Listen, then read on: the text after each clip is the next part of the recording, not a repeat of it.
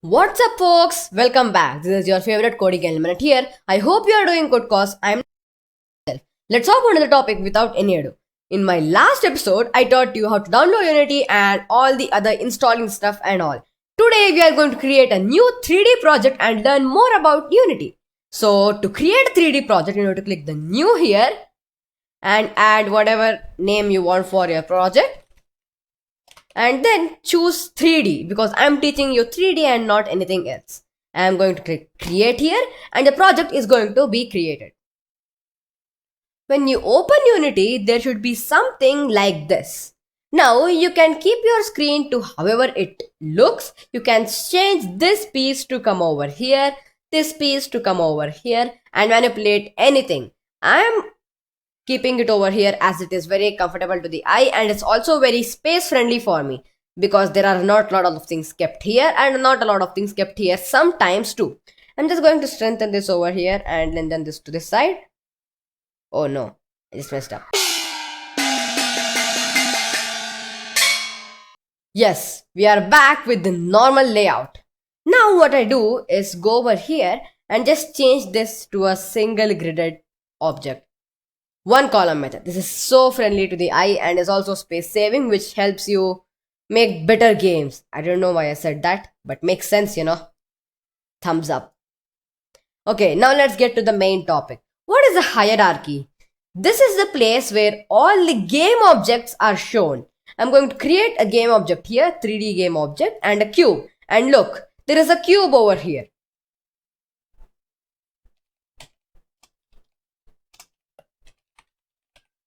Yes, I gave a nice name to it. Now, as you can see, there are some lines coming over here and I'm going to explain it now.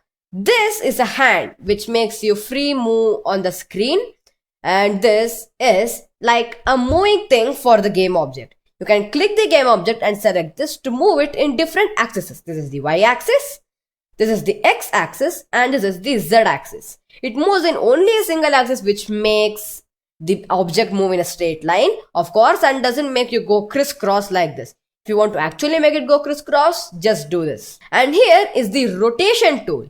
Here you can rotate your game object to a certain direction. It doesn't make a lot of difference when you select a plane or something because it is like a two-dimensional object. But this also helps a lot in making stuff like floating cubes and things like that. This is the size changer. It changes the size of your game object. Let me just turn the rotation to normal. Yes, now it looks better. You can change the sizes of your game objects using this. You can also change the size of your game object over here. Look, it just changed. Oh, I changed the position. Never mind. Look, the size of the game objects have changed. Now I'm going to make it a little bit bigger. Yes, now it's a perfect Rubidium subscribe cube. This is the game view. This is the view which you see when you're in the game and this is the scene view which you can move, change the sizes, look whatever you want and all the administrating options. Here is the project bar where you have all the files, folders, materials, prefab, scripts and all over here. You can also create folders here. Like you go here, create a folder and name it as a scripts folder.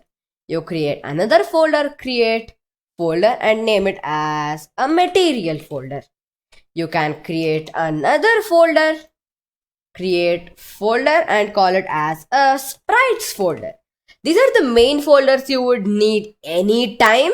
So yeah, you can just memorize whatever you need to keep it over there. And this is the inspector tab.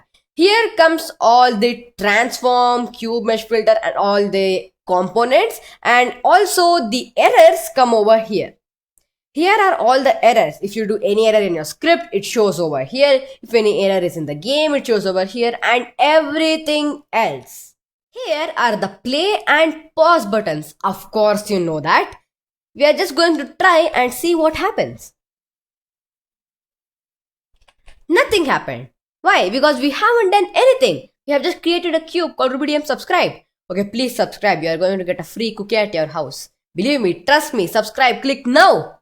Yes, I hope you did it. And yeah, we are going to add scripts, all the stuff which makes you call it a game and not just a cube floating in the air. We're going to add physics, mathematics, chemistry, biology, and whatever you want to call it in the next episode, because it's going to be an overload for your brain cells today. Anyways, I hope you enjoyed this video. I'll see you in my next episode. Peace.